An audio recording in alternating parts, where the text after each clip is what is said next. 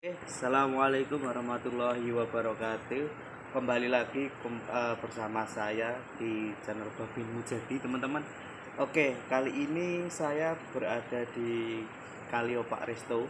Saya akan berbincang lagi bersama Pak Suryadi selaku pemilik Kalio Pak Resto, teman-teman. Nah, di sini untuk teman-teman bagi yang mau belajar tentang ilmunya dari Pak Suryadi, mungkin bisa disiapkan alat tulisnya. Nanti bisa dicatat apa aja sih tips jadi pengusaha seperti Pak Suryadi ini, kok bisa sampai yang namanya dia punya villa sampai punya resto begitu ya Pak. Oke, nanti kita langsung ngobrol aja dengan Pak Suryadi. Halo Pak Suryadi. Halo, Gimana kabarnya Pak? baik-baik. Baik-baik ya Pak. Ya, Mungkin boleh perkenalan dulu Pak dengan teman-teman Pak. ya, nama saya Pak Suryadi, owner atau pemilik Kalio Pak Resto dan Villa Kalio Pak Resto, Oke, Prambanan. Pelabuhan ya Pak. Nah, kalau boleh tahu nih Pak, villa ini, resto ini sama villa dulunya dibangun tahun berapa dan selesai itu sampai tahun berapa Pak? Oh ya, jadi Kalio Pak Resto ini saya mulai tahun 2002. 2002 ya Pak? Jadi sebelum ada restoran yang menggunakan nama Kalio Pak itu saya Iya. yang pertama menggunakan Kalio Pak Resto. Itu didasari karena pengalaman saya di pariwisata. Sebelumnya saya bekerja sebagai tour guide atau tour leader khusus untuk bahasa asing, khususnya bahasa Jerman. Dengan pengalaman di lapangan, saya dengan tamu sering makan di indoor Oh, resto, indoor ya Pak. dalam ruangan terus berhari-hari. Kemudian banyak tamu yang bertanya, apa enggak ada restoran yang outdoor, yang bernuansa alami. Alami gitu ya Pak. Nah, kemudian saya punya lahan di sini di tepi sungai di Kaliopak. Kemudian tahun 2002 saya mulai membangun dengan konsep back to nature, kembali ke alam. Jadi resto saya ini kalau dilihat masih seperti hutan, banyak pohon-pohon. Bambu ya Pak, Ya, terutama pohon bambu untuk mencegah erosi. Erosi ya. Ya, kemudian tahun 2002 saya mulai step by step, pelan-pelan dari 4 meja atau 20 tamu bertambah tamu tambah banyak karena tamu menikmati selain makanannya yang semua jenis masakan ada sini dan suasananya yang benar-benar alami. Alami ya Pak. Tidak dibuat-buat. Semua alami sehingga restoran saya itu berkembang dengan cepat. Ya, sekarang ini Kalio Pak Resto bisa menampung sampai 400 tamu. 400 tamu Pak? Ya, bisa 400 tamu. Itu 400 sudah full atau masih ada sisa tempat atau bagaimana Pak? 400 itu masih longgar ya. Jadi kalau kita paksakan dengan yang di tepian sungai ini, langsung di tepi sungai ini, kita bisa 500 lebih. 500 lebih ya Pak? Ya, biasa yang di terbuka ini, yang di bawah bambu atau di bawah pohon-pohon ini bisa 500 lebih. 500 lebih. Cuman ini Pak, saya mau tanya, pernah nggak sih Pak dalam 1 bulan itu Pak Suryadi sendiri pernah mendapatkan orderan lebih dari kalau kita bilang itu full customer? Dulu sebelum pandemi COVID-19 ini, itu kalau pas high season, musim liburan, khususnya liburan untuk asing, itu kalau nggak pesan dulu ya kadang-kadang harus menunggu. Harus menunggu ya. Kita sering full book itu istilahnya karena dulu ini pasarnya adalah pasar asing. Ya, kemudian karena pandemi tidak ada penerbangan dari luar negeri, saya harus merubah market dari pasar asing ke pasar domestik. Alhamdulillah sudah banyak juga tamu-tamu domestik yang datang ke sini, dia juga menikmati karena nggak dengar suara kendaraan, dengarnya suara burung, suara gemericiknya air aliran sungai Opak, dan suara angin pohon-pohon itu. Bambu ya Pak? Bambu khususnya ya. Tapi dulu pernah nggak sih Pak dalam arti ketika dalam proses pembangunan itu berapa lama untuk waktunya sampai jadi seperti ini? Oh ya, kita kan mulai dari nol Mas. Kita ya. mulai dari memperkenalkan resto ini ke teman-teman driver, ke teman-teman guide, ke teman-teman tour and travel. Ya kira-kira 2 tahun, 2002-2004 resto ini mulai dikenal, Oh, mulai shuttle istilahnya. Sudah banyak tamu-tamu asing, agen-agen yang mengirim tamu ke Kaliopak Resto, Resto, ya. sehingga kita berkembang terus. Kemudian tahun 2016 kita mengembangkan usaha karena banyak tamu-tamu yang juga bertanya, ada penginapannya enggak? Oke, tanyakan untuk istirahat gitu ya Pak. Untuk akomodasi dari Akomodasi, airport ya, biasanya udah malam dinner, dia nanya punya Akomodasi. penginapan enggak. Oke. Dari banyak masukan itu kemudian 2016 saya mulai bangun villa. Dulunya 4 villa, kemudian karena itu harganya untuk domestik terlalu tinggi, Iya. tamu-tamu domestik juga kadang-kadang ada yang pengen nginap, kemudian saya tambah dengan homestay-nya untuk Homestay. guest house, ada 8 kamar. Jadi sekarang 4 kamar villa, 8 kamar homestay. Kalau satu kamar itu biasanya isi berapa sih Pak? Kalau standar ya kita 2 orang. Oh, dua Tapi orang. nanti kalau mau extra bed atau misalnya family itu bisa kita tambah extra bed, bisa 4 orang. 4 orang. Keluarga dua anak gitu. Tapi standar kita 2 orang satu kamar. 2 orang satu kamar. Nah ini kalau untuk villanya Pak sama homestay itu per malamnya dikenakan biaya berapa sih Pak untuk per malam? Untuk harga COVID ya, untuk villanya kita bandrol 650.000 untuk villa.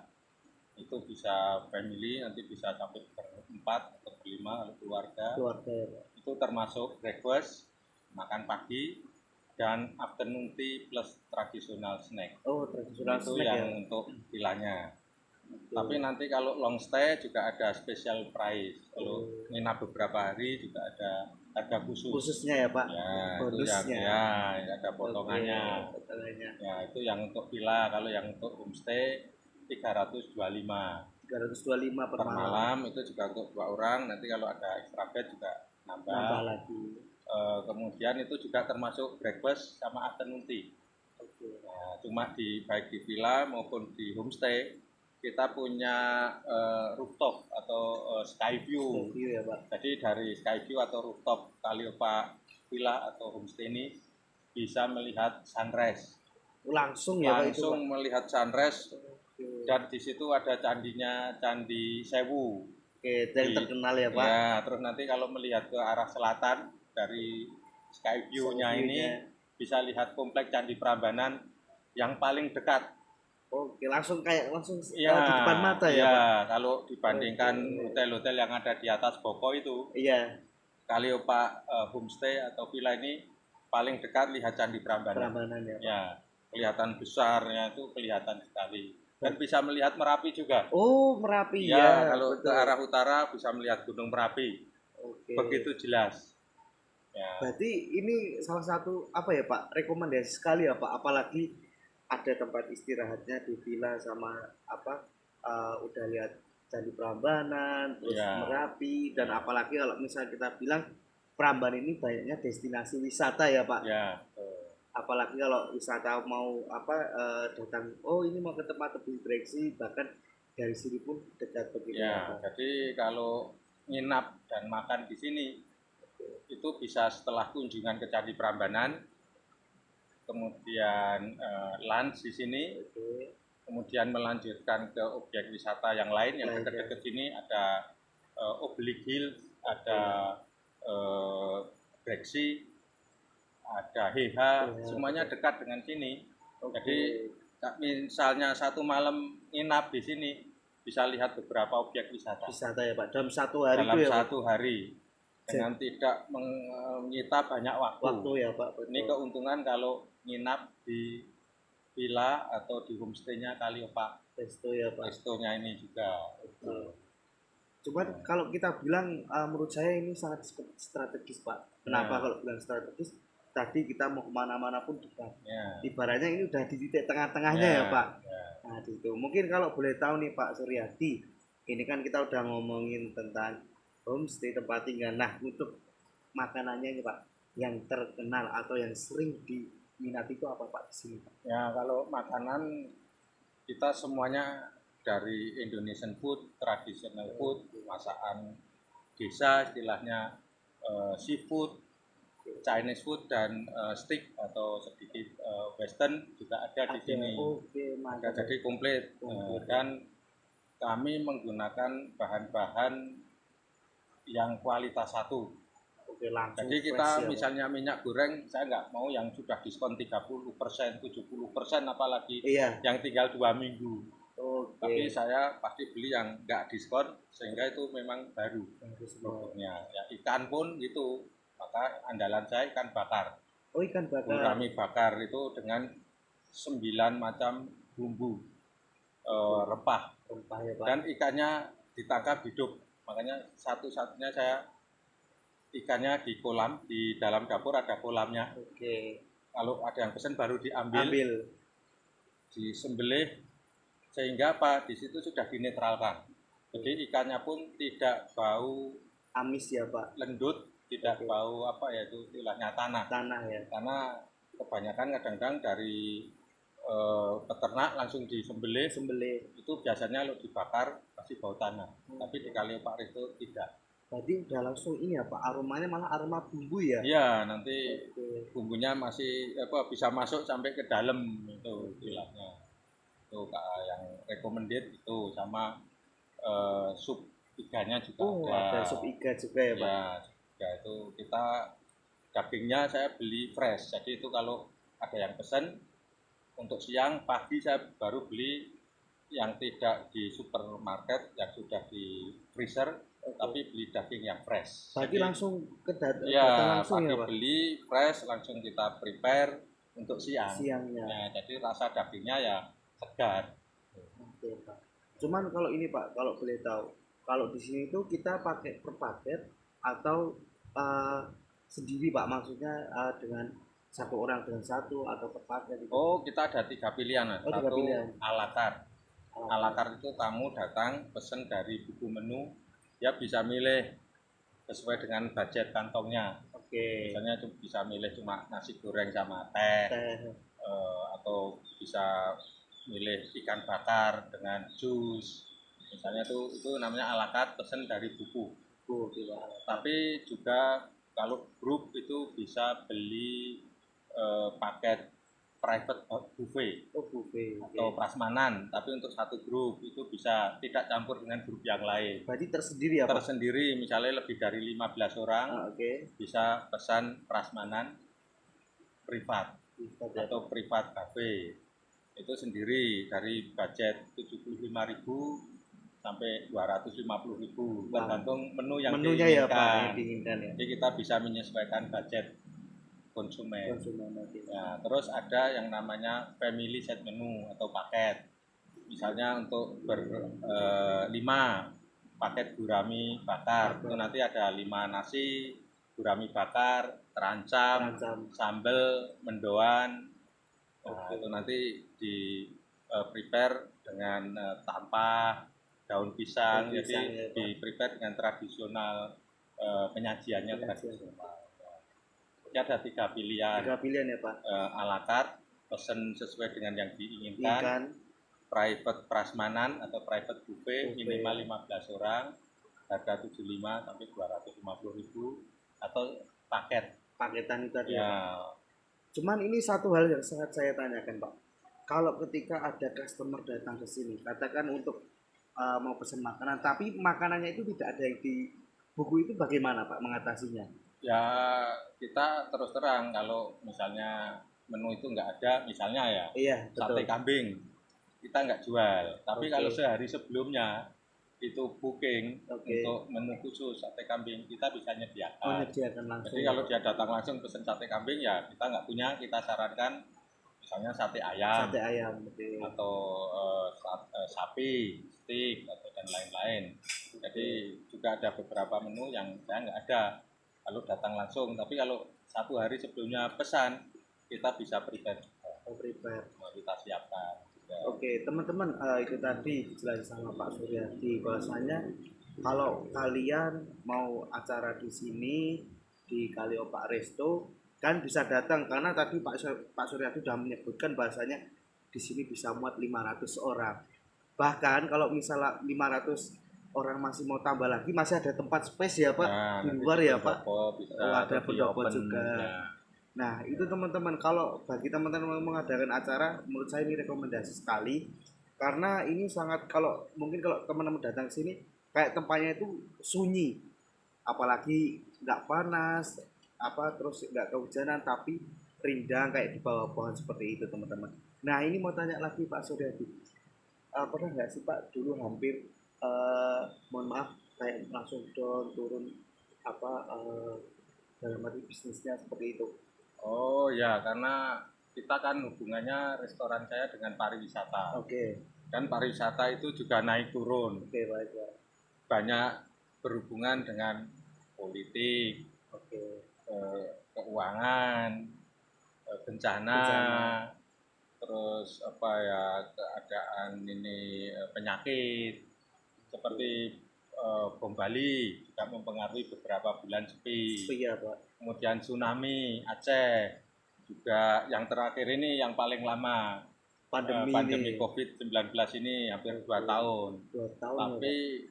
saya satu-satunya yang buka terus, dan Selama saya pandemi. selalu mematuhi prokes. Prokes ya, Pak. Jadi misalnya sebelum ada CHSE, tamu yang sebelum ada vaksin, tamu yang masuk sini tetap harus kita ukur suhunya. Oke. Terus jarak duduknya, yang dulunya Berdekatan. satu meja 4 orang ya jadi 2, 2 orang ya, Pak. yang satu meja 8 orang jadi 4. Pokoknya saya sesuai dengan prokes, Prokes ya, Pak. biar apa ya, ikut mencegah penularan itu di restoran saya Restoran ini. ya. Ya, sekarang juga saya sudah diaudit dari Kementerian Pariwisata, sehingga restoran ini juga sudah bersertifikat CHSE. Oh, Jadi CHSE ya, Pak. kebersihannya terjaga, keamanannya, kesehatannya, dan ini pengembangan lingkungannya untuk keamanan tamu semuanya sudah sesuai dengan standar CHSE. Wah, mantap sekali nih.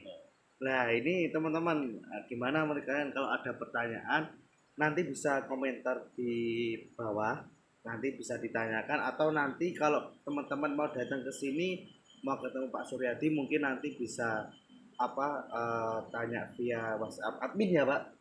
Bisa langsung Oke, ke admin saya, nanti mau datang ke sini mau ngadain langsung acara, nemuin Pak Suryadi juga boleh. Cuman kalau untuk kepentingan pribadi lebih baik via admin dulu, karena Pak Suryadi juga jarang di rumah juga ya, Pak. ya. Oke, baik teman-teman. Mungkin saya mau tanya satu hal lagi, Pak. Kalau di sini kan kita bilang makanan sudah, tempat tinggal istirahat sudah ya, Pak. Ya. Nah, ini saya lihat tadi kok di sana ada perahu itu, kayak ada kegiatan outbound atau bagaimana ini, Pak? Ya, ini untuk menunjang kan kita di tepi sungai langsung. Oke. Restoran saya istilahnya riverside resto. Jadi, dan airnya ini nggak kencang alirannya. Oke, sedang Ya, sedang aja, dan di musim kemarau itu airnya nggak deras tapi jernih. Untuk fun, untuk keluarga yang bawa Keluarga ya. anak kecil, kita sediakan sampan atau kano itu free. Oke. Oh, free, Pak. Free, yang makan di sini Oke. bisa senang-senang main di air sungai air ya, yang Pak? bersih. Sungainya masih bersih sini. Masih alami ya, Pak? Alami, masih banyak ikannya juga. Oke. Ya, jadi nanti yang datang keluarga bawa anak-anak kecil itu safe, karena nanti airnya juga nggak terlalu dalam. Dan kita kasih pelampung juga. Oh, pelampung. Setiap anak kita pakein pelampung. Berarti Jadi udah safety sekali ya, ya, Pak? jadi misalnya nanti kok anak itu nggak bisa renang, terjatuh dari sampahnya itu, dia terapung, nggak tenggelam. Nah, itu juga salah satu yang sudah kita pikirkan untuk keamanannya ya, Pak. Ya. Cuman kalau misal main sampan di belakang, apakah ada pemandunya sendiri atau bagaimana sih, Pak? Ya, kalau musim hujan gini saya tidak rekomendasi, karena kan tipe sungai di Jawa khususnya. Betul. Kalau musim hujan banjir, kalau musim kemarau airnya sedikit ya, Pak. tapi jernih. Makanya kalau musim kemarau agak tak buat bendungan sedikit biar air naik tapi jernih. Nah, mereka aman untuk main ini. Tapi kalau bulan-bulan gini saya tidak rekomendasi juga. Nah, karena kan banjirnya datang bisa tiba-tiba. Jadi keamanan tadi juga tetap saya perhatikan. Ya, Oke. itu nggak asal tamu pengen naik saya izinkan. Langsung Nah, ya nanti Pak. kalau ada sesuatu, Nah lah itu yang tapi musim penghujan saya tidak rekomendasi untuk bermain di air sungai atau di sungai. di sungai ya Pak. Iya, karena nanti datang banjir bisa tiba-tiba. Cuman kemarin saya sempat dengar-dengerin dari apa orang-orang Pak Suryadi ini selaku sebagai owner, dan katanya saya dengar itu sebagai pernah jadi dalang juga ya Pak, dalam pewayangan ya Pak.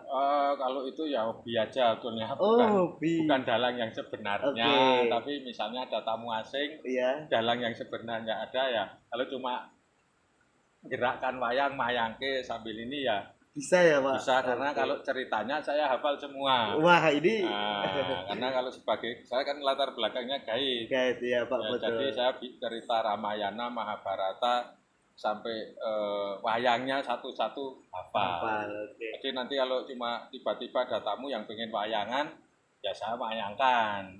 Ceritanya saya hafal.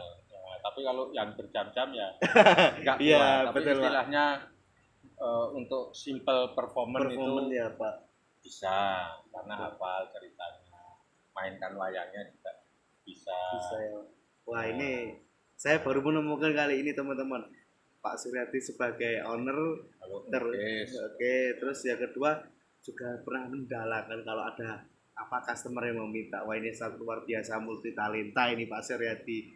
Mungkin nih Pak Suryadi, sebelum kita akhiri Pak, mungkin ada kata-kata motivasi buat teman-teman yang mau bilang, wah saya pengen buka usaha, gimana sih caranya, apa sih yang saya lakukan, jadi pengen jadi pengusaha, jadi pebisnis.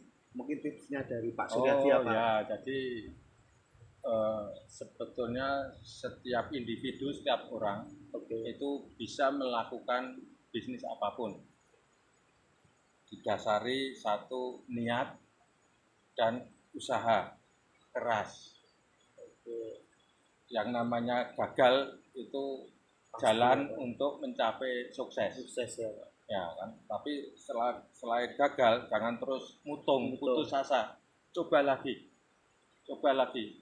Saya juga pernah buka ini ngundang agent, ditertawain, wah ini nggak kelasnya. Oke. Tapi ternyata dengan berjalannya waktu, tamu asing recommended di sini dari kuisener itu. Jadi buat teman-teman atau generasi muda yang pengen usaha, bisa nanti berkonsultasi dengan saya. Oke, langsung. Bagaimana kiat-kiat untuk berbisnis yang nanti bisa untuk mencapai kesuksesan. Saya buka restoran ini modal dari nol. Dari nol. Oke. Sekarang istilahnya luas bangunan saya segini besarnya. Oke. Ya toh, ini mungkin di Jogja loh ini. Untuk tempat duduk dan lokasi ini di Jogja Timur mungkin paling banyak.